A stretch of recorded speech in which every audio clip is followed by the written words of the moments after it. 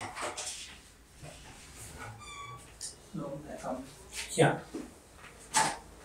Good afternoon, sir. Good afternoon. बसा.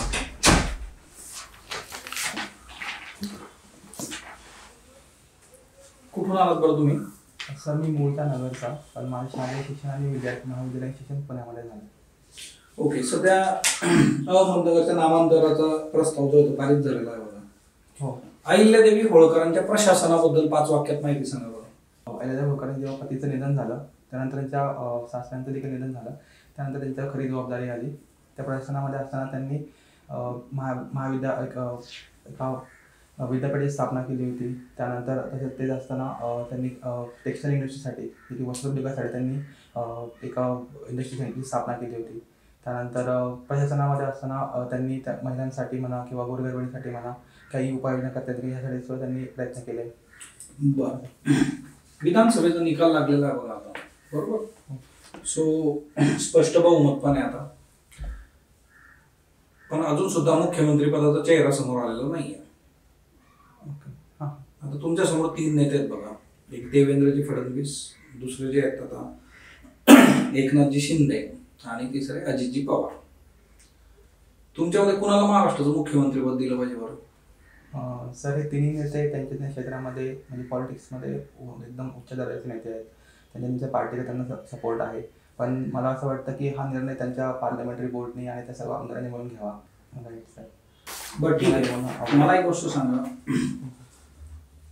Backward क्लासेससाठी specific ज्या schemes राबवल्या जातात बघा, तर त्यातल्या 3 स्कीमची नावं सांगा बरं. सर बॅकवर्ड क्लासेससाठी एक स्कीम आहे PM श्रेयस योजना. PM श्रेयस योजनेनुसार जी काही 1000 मुलांना बॅकवर्ड क्लासेसमध्ये फेलोशिप दिली जाते. त्यानंतर तसेच त्यांना उच्च शिक्षणासाठी जर बाहेर जायचं असेल परदेशामध्ये त्यांना इंटरेस्ट सबसिडी पण दिली जाते.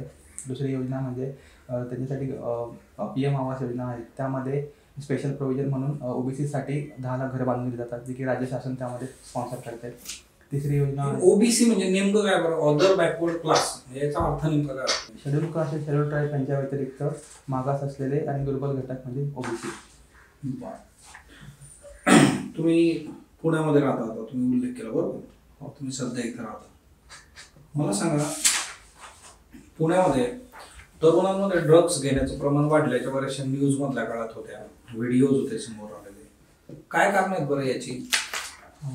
सर प्रथमतः याला जो काही ड्रग्सचा अवेअरनेस आहे पुण्यामध्ये, म्हणजे ड्रग्स घेणे किंवा ड्रग्स घेण्यामुळे काय परिणाम होतात याही तरुणांमध्ये तो अवेअरनेस अजून कमी झाला आहे असं म्हणू शकतो आपण. की कनेक्ट जो असतो पॅरेंट्ससोबतचा, म्हणजे की आपली जे संस्कार असतात की जे काय असतात ते थोडेसे मला वाटतं की तो गॅप तयार झाला. त्यामुळे देखील तरुण जे आहेत ते त्यांच्यासोबत बाकी लोकांनी जे काही ॲडिक्टेड लोक आहेत त्यांच्यासोबत येऊन त्यांच्या म्हणजे आमिषाला म्हणा किंवा बाकी गोष्टींना बळी पडत आहे. आणि अजून एक कारण याचं असं आहे की जे काही तरुणांचं प्रपोशन वाढतं आहे महाराष्ट्रामध्ये, त्यांच्यासोबत शिक्षणासोबत रोजगाराची तेवढी संधी उपलब्ध होत नाही. मग रोजगार नसेल तर मग माणसांना काय उपाययोजना करायच्या बरं याच्याकरता? सर ड्रग्ससाठी अवेअरनेस वाढवणे हा एक उपाययोजना होऊ शकते. आणि अजून एक सर की जास्तीत जास्त जे ड्रग्स म्हणजे प्रमाण जे विक्री आणि घेणं हे होऊ शकतं, त्या ठिकाणी जास्तीत जास्त आपण मॉनिटर करतो. तुमचं graduation ENTC electronics and telecommunication, कोणत्या विषयाचा अभ्यास केला होता तुम्ही? सर तसं मी याच्यामध्ये अॅनालॉग कम्युनिकेशन, त्याच्यानंतर पॉवर इलेक्ट्रॉनिक्स, त्याच्यानंतर डिजिटल कम्युनिकेशन असेल, कोडिंग डिकोडिंग असेल, त्याच्यानंतर नेटवर्किंग असेल. डिजिटल कम्युनिकेशनमध्ये कोणकोणत्या नवीन टेक्नॉलॉजीज आलेल्या आहेत सध्या? सर डिजिटल कम्युनिकेशनमध्ये आर्टिफिशियल इंटेलिजन्स बघतो की ज्यामध्ये डेटा मॅनेजमेंट करून आपण तो डेटा सेंड करण्यापूर्वी त्यामध्ये इन्क्रिप्ट करू शकतो, त्याला एन्कोड करू शकतो. त्याच्यामध्ये नानाविध प्रकारचे अजून काही म्हणजे आपल्याला तुम्हाला इंटरनेट ऑफ थिंग्स माहिती? हो. काय बरं संकल्पना? सर इंटरनेट ऑफ थिंग्स म्हणजे आपण कुठलीही गोष्ट एका दूरवर बसून ती कंट्रोल करू शकतो. त्यामध्ये आपण काही पाहिजे ते काम चेंजेस करू शकतो. जसं की आपलं घरातलं सपोज कुठला TV किंवा AC आपलं चालू राहिलं आणि आपण सपोज चुकून बाहेर गेलो, लांब डिस्टन्सवर गेलो, पण तो जर आपल्या AC TV बंद करायचा असेल तर आपण ते लांबूनही करू शकतो. तुम्ही जे काही स्किल आणि नॉलेज गेन केलं तुमच्या ग्रॅज्युएशनमधून, राईट, त्याचा पॉलिसी फ्रेमिंगमध्ये वेलफेअरसाठी कुठे वापर केला जाईल बरं? कशा पद्धतीने करू शकता? हो सर, तसं बघ आता हे बहुजन कल्याणचं आपण डिपार्टमेंट पाहिलं, त्यामध्ये भरपूरशा सर्वे होतात, स्कीम्स राबवतो आपण.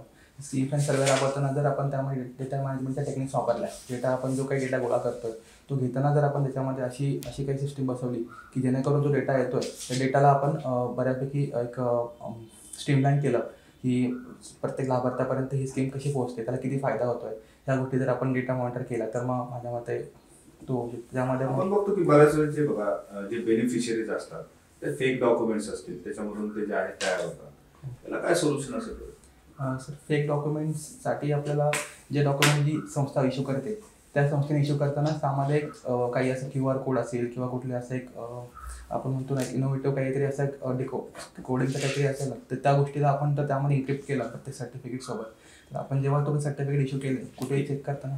तुमच्या हॉबीज आहेत ते?